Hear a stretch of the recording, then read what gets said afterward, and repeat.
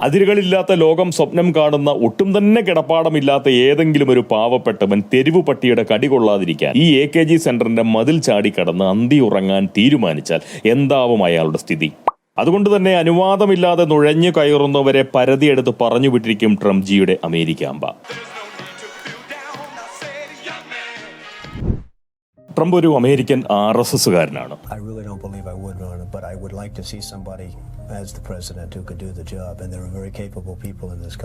അല്ലെങ്കിൽ Donald Trump ഒരു English സംഖ്യയാണ്.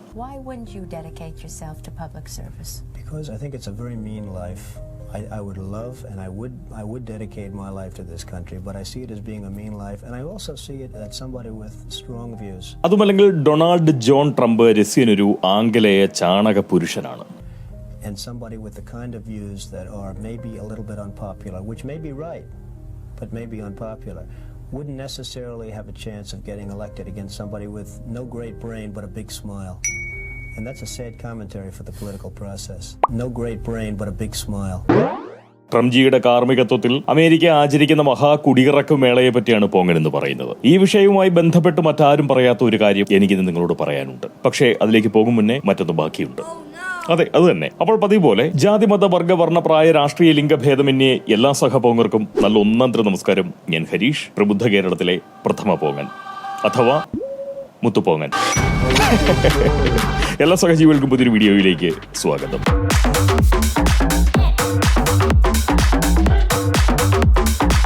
അനധികൃത കുടിയേറ്റക്കാരുമായി ഭൂഗോളം മുഴുവൻ കറങ്ങുകയാണ് അമേരിക്കൻ വിമാനങ്ങൾ. സാമ്പ്രദായിക നവഭേദം കൂടാതെ സകലമാന മാധ്യമധർമ്മക്കാരും ആ വിഷയത്തെ വിജയകരമായി കാശാക്കി. കൈകാൽ വിലങ്ങുകളോടെ അമേരിക്കൻ വിമാനത്തിലിരിക്കുന്ന കുടിയേറ്റക്കാരുടെ മനുഷ്യാവകാശങ്ങൾക്കുമേൽ സാംസ്കാരിക നായകൾ ഗദ്യത്തിലും പദ്യത്തിലും കവിത പണിതിറക്കി.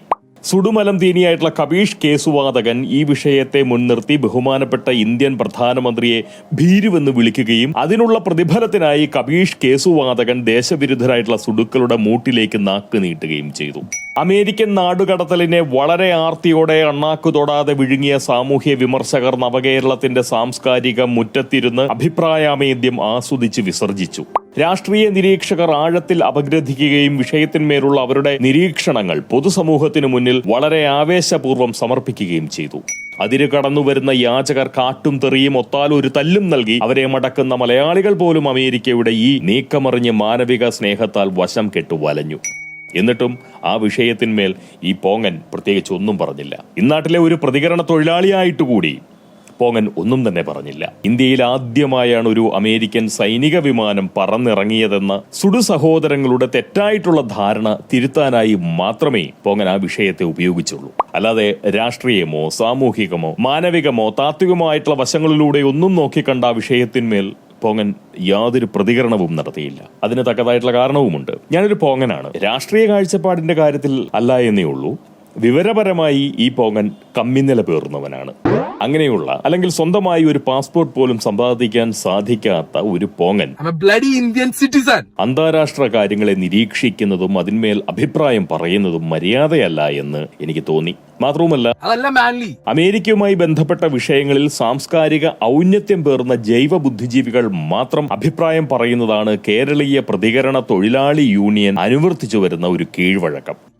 അതിന് വിരുദ്ധമായി എന്തേലും പറഞ്ഞു പോയാൽ കേരളീയ പ്രതികരണ തൊഴിലാളി യൂണിയന്റെ വക ബഹിഷ്കരണ സമർപ്പണം സ്വീകരിക്കേണ്ടി വരും. ഈ പോങ്ങന്മാർ നാട്ടുകാര്യങ്ങളിൽ നാവൂന്നിക്കൊണ്ട് പ്രതികരിക്കുന്നതാണ് വളരെ മര്യാദയെന്ന് മനസ്സിലാക്കിക്കൊണ്ട് പോങ്ങൻ ബലാത്കാരമായി വായ പൂട്ടിവെച്ചതാണ് ഇതുവരെ. എന്നാൽ ഈ വിഷയത്തിന്റെ യഥാർത്ഥ കാരണത്തെപ്പറ്റി ആരും പറഞ്ഞു കണ്ടില്ല. പോങ്ങനെ കേൾക്കാൻ സന്മനസ് കാട്ടുന്ന സജ്ജനങ്ങൾക്ക് മുന്നിൽ അക്കാര്യം പറയാതിരിക്കാൻ പറ്റാതെ വന്നതിന്റെ പാർശ്വഫലമാണ് ഈ പറച്ചിൽ. വളരെ ചെറിയ വാചകങ്ങളിൽ പോങ്ങൻ കാര്യം പറഞ്ഞ് അവസാനിപ്പിക്കാം.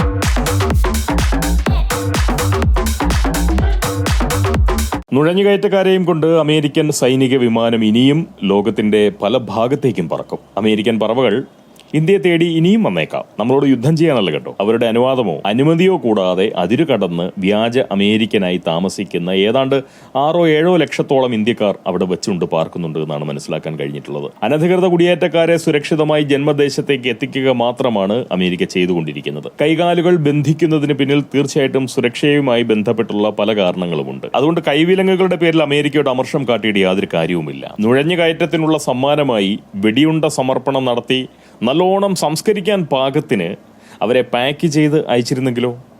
എങ്കിൽ അമേരിക്ക പൊതിഞ്ഞു കൊടുത്തുവിട്ട കുടിയേറികളെ അൺബോക്സ് ചെയ്ത് കാണേണ്ട ഗതി വീട്ടുകാർക്ക് വരില്ലായിരുന്നു, അല്ലെ? അനുമതി തേടാതെ അതിരു കടന്ന് ചെന്നവർക്ക് കൈവിലങ്ങിനു പകരം കൈനിറയെ ബഹുമതികൾ ലഭിക്കുമെന്ന് വിചാരിക്കുന്നതും വിശ്വസിക്കുന്നതും വിഡ്ഢിത്തമാണ്, മലയാളിത്തമാണ്. അമേരിക്കയുടേത് അതിരു കടന്ന നീക്കമായി കാണുന്ന ധാരാളം പ്രബുദ്ധ പ്രമുഖർ ഇവിടെയുണ്ട്. എന്തായാലും അങ്ങനെ ഒരു അഭിപ്രായം ഈ പോങ്ങനില്ല. പോങ്ങന്റെ കണ്ണിൽ അതിരു കടന്ന നീക്കം നടത്തിയത് അമേരിക്കയല്ല, അനുവാദം കൂടാതെ അമേരിക്കയിലേക്ക് നുഴഞ്ഞു കയറിയ മനുഷ്യരാണ് അതിരു കടന്ന നീക്കം നടത്തിയത്. നുഴഞ്ഞുകയറ്റക്കാരിൽ ഇന്ത്യക്കാരും ഉണ്ടായിരുന്നു എന്നതിലാണ് വാസ്തുതയിൽ നമ്മൾ തലകുനിക്കേണ്ടത്. അമേരിക്കയെ വിമർശിക്കുകയല്ല, ശരിക്കും പറഞ്ഞു കഴിഞ്ഞാൽ അമേരിക്കയോട് ക്ഷമ പറയേണ്ടതായിട്ടുള്ള പണിയാണ് നമ്മൾ ചെയ്തു വെച്ചത്.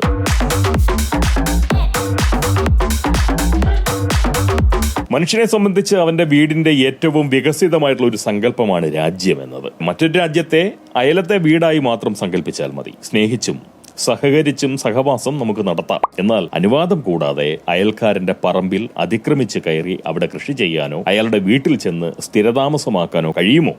കഴിയില്ലെന്ന് മാത്രമല്ല, അങ്ങനെ ആലോചിക്കുന്നത് പോലും അടി അർഹിക്കുന്ന ചിന്തയാണ്. സ്വന്തം അതിര് കയ്യേറിയവനെ പിടിച്ചുകെട്ടി കയ്യേറ്റക്കാരന്റെ വീട്ടുതിണ്ണയിൽ കൊണ്ടുപോയി വയ്ക്കുന്നത് അയൽവാസിയുടെ ക്രൂരതയല്ല, അത് അയാളുടെ കടമയാണ്, ചുമതലയാണ്, മര്യാദയാണ്. എന്നാൽ മിക്ക മലയാളികൾക്കും ആ ചിന്തയില്ല. കാരണം നമ്മൾ പ്രബുദ്ധരാണ്. അതിരുകളില്ലാത്ത ലോകം സ്വപ്നം കാണാൻ പഠിപ്പിച്ച മണ്ടൻ കമ്മികൾ പകർന്നു തന്നിട്ടുള്ള സാംസ്കാരിക ബോധവും സാമൂഹിക ബുദ്ധിയും മാത്രമാണ് മിക്ക മലയാളികളുടെ മണ്ടയിൽ ഇപ്പോഴും ഉള്ളത്. ഇങ്ങനെയൊക്കെയാണെങ്കിലും കമ്മ്യൂണിസ്റ്റ് പാർട്ടിയുടെ ആസ്ഥാനമായിട്ടുള്ള AKG സെന്ററിന് മതിലും വാതിലും കാവലും ഒക്കെ ഉണ്ട് കേട്ടോ. അതിരുകളില്ലാത്ത ലോകം സ്വപ്നം കാണുന്ന, ഒട്ടും തന്നെ കിടപ്പാടമില്ലാത്ത ഏതെങ്കിലും ഒരു പാവപ്പെട്ടവൻ തെരുവു പട്ടിയുടെ കടി കൊള്ളാതിരിക്കാൻ ഈ AKG സെന്ററിന്റെ മതിൽ ചാടിക്കടന്ന് അന്തി ഉറങ്ങാൻ തീരുമാനിച്ചാൽ എന്താവും അയാളുടെ സ്ഥിതി? ആ അന്തിയുറക്ക ശ്രമം അയാളുടെ അന്ത്യത്തിൽ അവസാനിക്കും, അല്ലേ? ശാന്തി കവാടത്തിലെ അനാഥർക്കുള്ള ശ്മശാനത്തിലൂടെ പുകയായി അയാൾ ആകാശത്തിലേക്ക് ഉയരും. ആ സാധുവിന്റെ ആത്മാവ് അപ്പോൾ ഒരു പാഠം പഠിക്കും കേട്ടോ. ആകാശത്തിനുമുണ്ട് അതിരുകൾ എന്ന പാഠം. അതിരുകളില്ലാത്ത ലോകം എന്നത് ഒരു കൽപ്പിത വിഡ്ഢിത്തം മാത്രമാണ്. നമ്മൾ മലയാളികൾ കാൽപ്പനിക വിഡ്ഢികളാണ്. അതുകൊണ്ടാണ് അമേരിക്കയുടെ പ്രവൃത്തിയെ നമുക്ക് വിമർശിക്കാൻ സാധിക്കുന്നത്. എന്തിനും ഒരു അതിര് വേണം. അതിര് കടക്കാതിരിക്കുന്നതാണ് എപ്പോഴും നല്ലത്.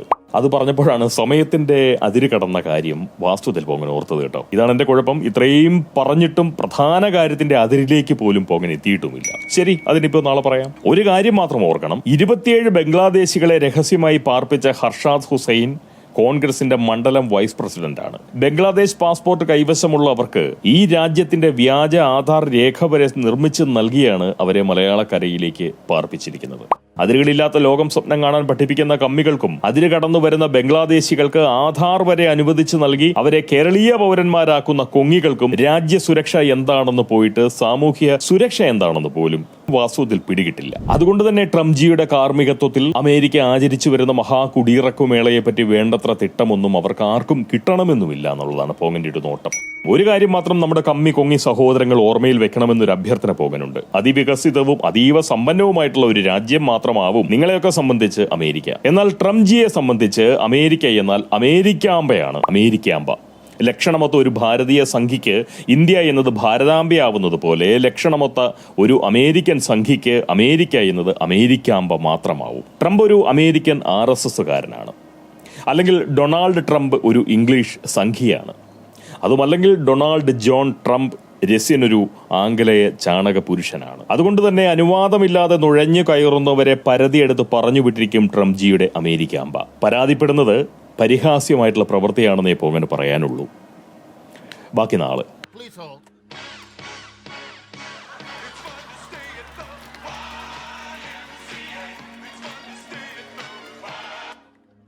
Hello.